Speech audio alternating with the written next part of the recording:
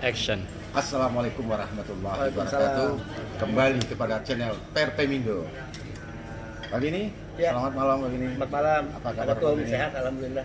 Pak Beni kok saya melihat kok makin segar, tetap masih awet muda. Ya. Apa rahasianya itu Pak? Hari ini kalau saya dilihat segar sehat ya karena hari ini ada pengukuhan Perpemindo. Luar biasa. Membuat saya sehat. Pak Beni, saya selaku Ketua Umum Perpemindo ini cukup bangga melihat Pak Beni. Apa yang kami lihat selama ini asosiasi ini baru satu-satunya kepala BP2MI yang membukukan asosiasi Dan Perpemindo. membacakan ikrarnya. Ikrarnya yang luar biasa. Pak Beni, kita bincang malam ini di Hotel Novotel Mangga 2 ya. Mungkin kita membahas tentang penempatan Pak Beni. Ya. Pak Beni selaku regulasi itu dari BP2MI. Sekarang ini kan banyak hambatan tentang penempatan pekerja migran Indonesia. Nah, tentu kami dari BP2MI ingin mengorek apa sih persoalan yang terjadi untuk saat ini penempatan.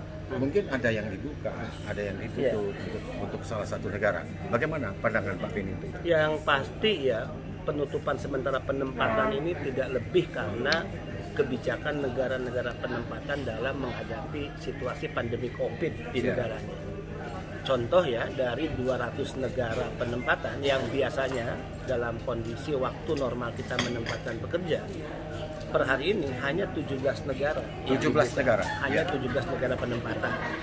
Nah, kemudian situasi inilah yang dimanfaatkan oleh pihak-pihak tertentu karena kepentingan dan motif tertentu menghasut ya para calon pekerja migran Indonesia, khususnya pekerja migran yang akan ditempatkan ke Taiwan.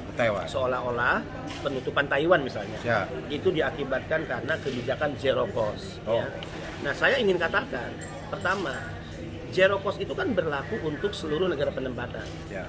Pertanyaannya, kalau zero cost terkait atau berhubungan dengan penutupan Taiwan, lalu kenapa Taiwan yang meributkan zero cost? Ya. Harusnya seluruh negara penempatan meributkan zero cost. Ternyata negara lain tidak dia. Zero cost dianggap sebagai penyebab penutupan Taiwan. Ternyata negara-negara lain tidak meributkan itu.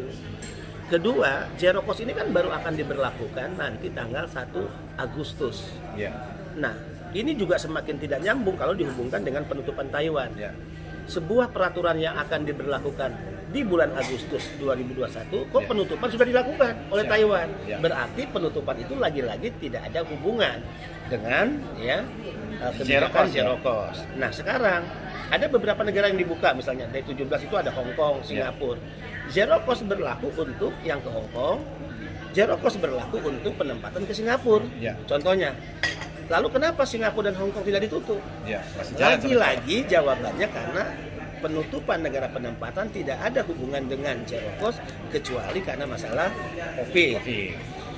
Dan lainnya, saya ingin meluruskan isu yang sengaja disebarkan secara hoax, bohong, menghasut CPMI, seolah-olah pembebasan biaya yang dilakukan pemerintah untuk menanggulangi beban PMI itu dialihkan bebannya kepada pengguna di negara penempatan. Ini juga semakin keliru.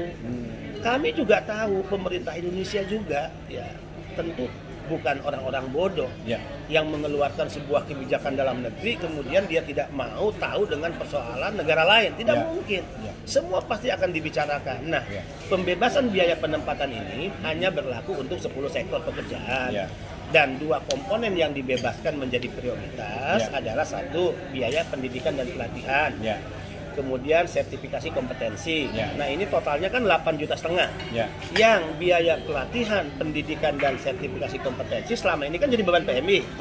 Nah, sekarang kita bebaskan, kita bantu PMI agar dia tidak mengeluarkan uang sebesar 8,5 juta untuk 2 hal tadi. Nah, orang kemudian mengartikan atau sengaja menyesatkan informasi 8,5 juta itu dibebaskan dari PMI kemudian dialihkan bebannya kepada pengguna. Itu juga salah. 8,5 juta dari beban PMI sebelumnya ini diambil alih tanggung jawabnya oleh negara. Jadi negara ingin meringankan beban PMI. Melalui skema apa? Pertama, melalui skema pasal 4041 pendidikan pelatihan menjadi tanggung jawab pemerintah daerah. Artinya biaya pendidikan dan pelatihan menjadi tanggung jawab Pemda. Muncul pertanyaan, bagaimana dengan kondisi Pemda yang secara fiskal tidak tersedia untuk mengalokasikan anggaran. Kami sudah punya skema yang kedua. Jika Pemda secara fiskal tidak siap menanggulangi biaya pendidikan pelatihan plus sertifikasi kompetensi, maka PMI disiapkan pinjaman lunak melalui perbankan nasional. Ya, ada 2 skema yang disiapkan BNI misalnya. Satu, skema fleksi, itu pinjaman PMI di saat awal di mana dia membutuhkan anggaran-anggaran atau biaya yang dikeluarkan. Kedua, saat posisi PMI mengikuti PAP. PAP itu ada kurs sebesar 25 juta. Nah, kur yang disiapkan inilah yang untuk PMI bisa membayar biaya pendidikan dan pelatihan. Jadi isu ini terus dimanfaatkan, dipakai oleh pihak-pihak tertentu sebetulnya. Yang kami tahu di media sosial banyak menggunakan akun palsu, para buzzer. Karena kalau itu datang dari PMI kan tidak mungkin. Masa PMI yang selama ini dibebani uang yang cukup berat dan beban itu diambil alih negara, kok marah sama negara kan tidak mungkin lah ya. Nah, jadi intinya negara akan membela dan memperjuangkan beban biaya PMI dilakukan melalui pembebasan biaya yang ini juga amanat undang-undang dan itu tidak dibebankan kepada pihak pengguna. Oke, mungkin teman-teman kita sudah mendengar apa yang disampaikan oleh Pak Benny tadi berkaitan tentang zero cost.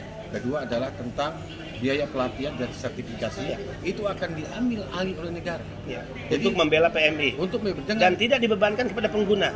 Dengan penjelasan ini yang selama ini kita mendengar simpang siur baik dari asosiasi ataupun P3M sendiri, ini sudah jelas transparan apa yang disampaikan oleh Pak Benny Ramdhani. Nah, mungkin yang kedua Pak Benny, apa yang kami tahu semenjak Pak Benny menjabat selaku Kepala BPD di antara satu adalah prioritas Pak Benny adalah bagaimana untuk memerangi sindikat-sindikat mafia. Apa clue-cluenya Pak Benny, cara-caranya Pak Benny bisa memberantas, mencegah. Padahal kita tahu banyak oknum-oknum yang terlibat di bandara. Nah, pertanyaan saya, apakah pergerakan Pak Benny ini sudah sangat didukung oleh Presiden kita? Bagaimana? Saat saya bertemu Presiden 9 Juni 2020, saya sampaikan kepada Pak Presiden bagaimana marak dan tumbuh suburnya penempatan ilegal. Ini dikendalikan oleh mafia, sindikat, dan ini kan bisnis kotor ya. Saya bahkan banyak menghimbau kepada para pengusaha, negara memaklumi bahwa pelaku bisnis tentu berorientasi keuntungan. Tapi keuntungan atau memperoleh keuntungan dengan cara terhormat, bermartabat, tanpa menjadikan PMI sebagai korban, itu kan lebih mulia sebetulnya. Nah, siapapun pelaku usaha penempatan pekerja migran, dengan cara benar pun dia sudah dipastikan mendapatkan keuntungan. Jadi kalau dengan cara benar dia mendapatkan keuntungan, lalu kenapa harus mencari keuntungan dengan cara-cara yang mengorbankan pekerja migran? Nah, tentu ini menjadi prioritas saya untuk tidak lagi mentolerir segala upaya-upaya dari kelompok-kelompok tertentu yang akan mengorbankan anak-anak bangsa. Kita harus sedih lah, prihatin. Bagaimana bisa kok manusia, anak-anak bangsa diperlakukan seperti barang, seperti hewan, seperti binatang yang bisa diperjualbelikan kapan saja. Dan dari proses jual beli itu perbudakan modern terjadi, human trafficking terjadi, kejahatan kemanusiaan terjadi. Banyak mereka yang selama ini dikirim secara ilegal, apa yang terjadi? Mereka jadi korban kekerasan fisik, kekerasan seksual, gaji yang tidak dibayar, kemudian jam kerja yang melebihi batas, yang karena itu mereka harus lari dari tempat kerja, berlindung di KBRI. Kita bisa lihat kedutaan-kedutaan besar hari ini menampung puluhan sampai ratusan pekerja migran. Yang ilegal atau yang apa itu? 80% adalah mereka yang diberangkatkan secara ilegal. Dan akhirnya apa yang terjadi? Setelah mereka menghadapi masalah kekerasan fisik, kekerasan seksual, gaji yang tidak dibayar, perbuatan-perbuatan tidak menyenangkan, akhirnya mereka kembali ke negara juga, minta perlindungan negara. Dan setelah di KBRI dipulangkan oleh negara, dibiayai tiketnya oleh negara, ada masalah hukum disiapkan pengacara oleh negara. Kalau mereka sakit karena korban kekerasan fisik, dibiayai selama mereka mengalami menjalani proses penyembuhan oleh negara, kan gitu ya. Jadi negara ini benar-benar tidak ingin mentolerir kejahatan-kejahatan penempatan ilegal. Sehingga kita menghimbau kepada siapapun, ayo berbisnis secara benar, silahkan mencari keuntungan dengan cara yang bermartabat, mengedepankan moral, dan mari kita hindari penempatan-penempatan yang dilakukan secara ilegal. Karena yang akan dikorbankan adalah pekerja migran. Saya ada kata-kata itu dari kabar dari itu tertarik. P3 MI akan terhormat jika tidak menempatkan PMI secara non prosedural. Ya. Nah, pertanyaan saya Pak Beni, selama ini Pak Beni menjabat kepala BP2MI yang sudah terjadi penggerbekan yang sudah puluhan kali sangat viral keluar di media ataupun di TV nasional. Sekarang yang sudah kerana hukum sudah sampai belum Pak Beni, yang sudah sampai ke pengadilan di antara pelaporan BP2MI? Ya, kita menginginkan sebetulnya proses hukum tentu harus jalan. Ya, memerangi sindikat penempatan ilegal ini kan membuktikan bahwa negara tidak boleh kalah. Negara harus hadir dan hukum harus bekerja. Tapi tentu ini juga butuh kesadaran ya dan integritas moral dari mereka-mereka yang mendapatkan mandat penegakan hukum. Tidak hanya BP2MI. Sehingga saya minta di jajaran BP2MI, jika ada kasus, temuan, hasil penggerebekan, tidak boleh lama mengendap di BP2MI, langsung dorong ke Bareskrim Polri. Nah, pertanyaannya tinggal adalah bagaimana Bareskrim Polri menyelesaikan itu? Berapa lama proses itu selesai? Kemudian apakah mampu menyeret dan memenjarakan para pelaku atau tidak? Itu kan sudah bukan wilayah BP2MI.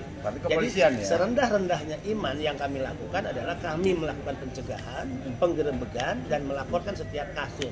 Persoalan penegakan hukum itu jalan atau tidak, memuaskan atau tidak, sudah bukan menjadi ranahnya BP2MI. BP ini sudah melakukan pencegahan ya.